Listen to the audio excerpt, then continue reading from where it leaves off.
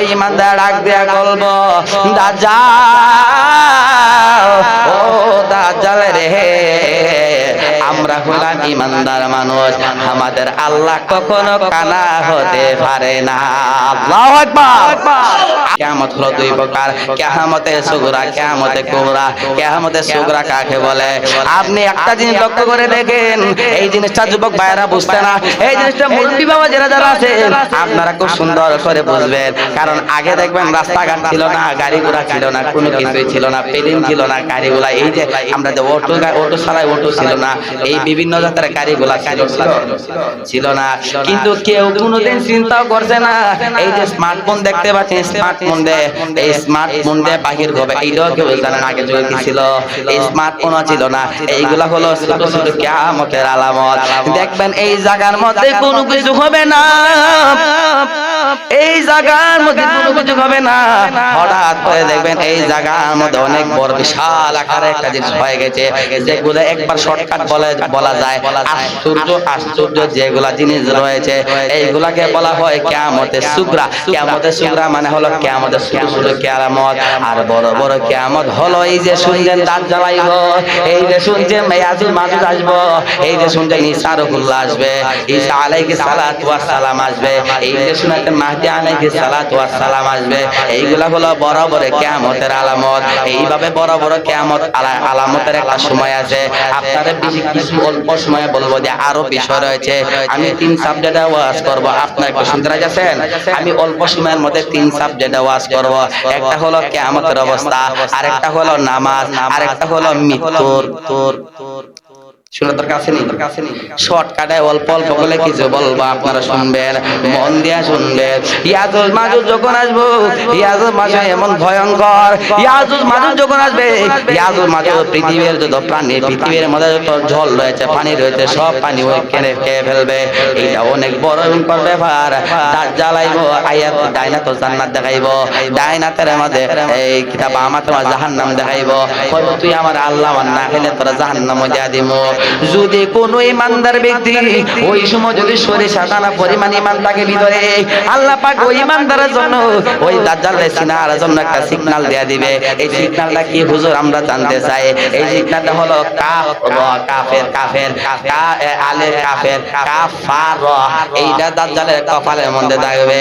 ইমানদার যখন বলবে হে ইমানদার, হে ইমানদার, হে মানুষ তুমি আমাকে আল্লাহ মানো, ওই ইমানদার ডাক দিয়া বলবো দাজ্জাল, ও দাজ্জাল রে, আমরা হলাম ইমানদার মানুষ, আমাদের আল্লাহ কখনো কানা হতে পারে না।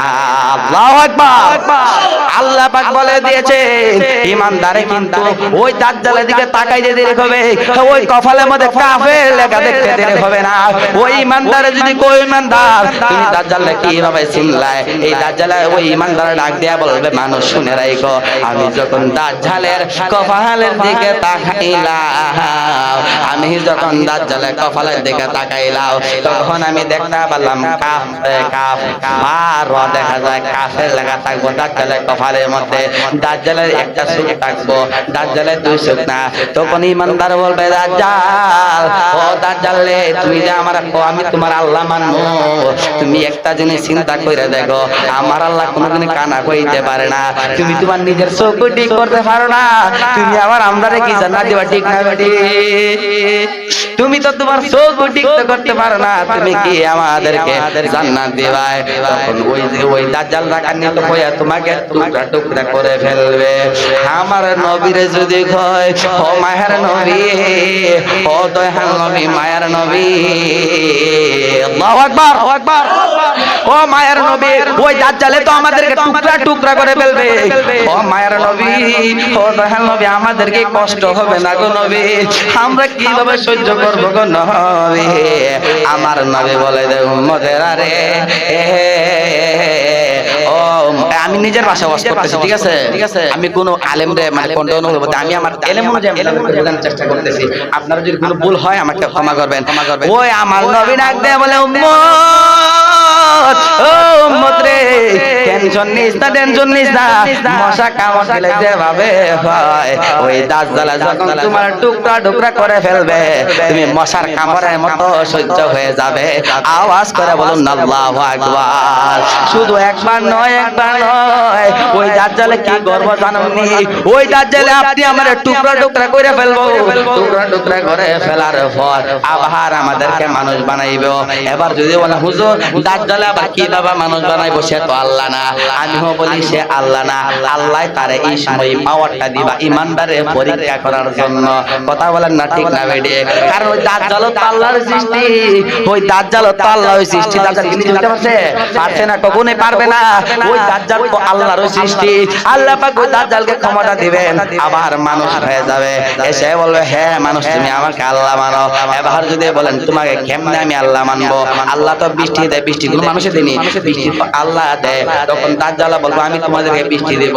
বলবো কিভাবে? ওই দাজ্জাল বলবো হ্যাঁ বৃষ্টি তুমি চলে আসো। তখন দেখবেন বৃষ্টি ডাল গোস্তে করে চলে আসছে।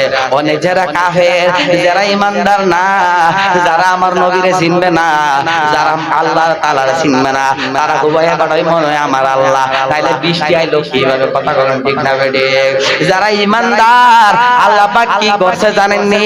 ইমানদারে বাঁচাইবার লাগা আল্লাহ ওই দাজ্জালের কপালের মধ্যে আগ হয়ে কাফের লিখা রাখছে, যেটা ইমানদারে সিন্নালায় পাস কইরা আজার পরীক্ষা দিল, পরীক্ষার রেজাল্ট বাইরে যাইবো। এখান থেকে আপনারা মন দিয়ে শুনবেন। ওই দাজ্জালে যদি বলবো দাজ্জাল যদি তুমি বৃষ্টি দিতে পারো তাহলে আমি আল্লাহ মানবো, ওই দাজ্জালে খুব বৃষ্টি আইনা দিব। তখন আপনি বলবেন বাস সূর্য ব্যাপার, আমি বৃষ্টির কথা বললাম, বৃষ্টি এনে দাঁড়াইলো, মনে হয় খোদা। এটা কাফেরে বলবো, ইমানদারে বলবে না। ইমানদারে যদি গয়, ইমানদারে যখন বলবো হে মানুষ তুমি আমাকে ইয়া করো, যদি লোকটা ইমানদার হয় বলবো আমি তোমার কখনো আল্লাহ মানবো না। বলবে কোন কারণে আল্লাহ মানবে না? ভাই আমার আল্লাহ তোমার চিনার জন্য তোমার কপালের মধ্যে আগে কাফের লেখা তো রাখছে। আওয়াজ করে বলুন আল্লাহু আকবার। ওই আমার যুবক ভাইরা রে, ও মুরব্বি বাবাজিরা, কিভাবে আপনাদেরকে বোঝাবো, কিভাবে বুঝাইলে আপনারা সহজ ভাবে বুঝবেন? এইভাবে যখন এই দাজ্জাল একের পর এক অলৌকিক ঘটনা দেখাবে, অনেক মানুষ বলবে অলৌকিক ঘটনা মানুষে দেখাইতে পারে না, পারেনি। অলৌকিক ঘটনা মানুষে দেখাইতে পারবে না। যারা কাফের তারা খুদা মাইনা লাইবো, তারা জান্নাত দিব, জান্নাত ঢুকে দেখবো খালি আগুন জ্বলে, দাও দাও করে আগুন জ্বলে। আর ইমানদারে যখন চল্লি অনেকবার যখন এইভাবে মৃত্যু দিব, এইভাবে টুকরা টুকরে করে ফেলবো, আবার মানুষ বানাইবো। যদি কয় দাজ্জালে বলবো, দাজ্জালে কি বলবো? দাজ্জালে বলবো দেখছো তুমি তোরে মাইরা আমি আবার তোরে বানাইলাম, তুই এখন আমার খোদা বান। ওই ইমানদার বলবে কি গো জাননি, বলবে তুমি আমার 100 বার মারছো আমি। ওই যখন ইমানদারে যখন ওই দাজ্জালে যখন ইমানদারে টুকরা টুকরা করে ফেলবো, তখন কি কাজে হইব জানেননি? তখন একটা কাজ হইব, ইমানদার আরো শিওর হয়ে যাইব এই যে আসলে দাজ্জাল, এই যে আসলে কাফের। ইমানদার আরো শিওর হইব। কিভাবে শিওর হইব? এই যে যখন মারবো তখন তো ব্যথা পাই নাই। কথা কোন ঠিক না বেরি?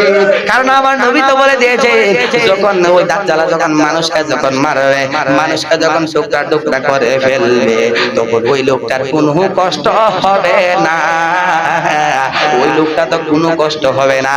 তাহলে যখন ইমানদারে মারবো, ইমানদারে অনুভব করতে পারছে এর কোনো কষ্ট হইছে না, তখন ইমানদারে আরো শিওর হয়ে যাইব তুই যে দাজ্জাল। কথা বলেন না ঠিক না বেডি? ইমানদারের ইমান চুরি করে তো সহজ হবে না, কারণ ইমানদারের পক্ষে আল্লাহ আছে। কথা কোন ঠিক না বেডি? এইগুলা হলো বড় বড় কিয়ামতের আলামত।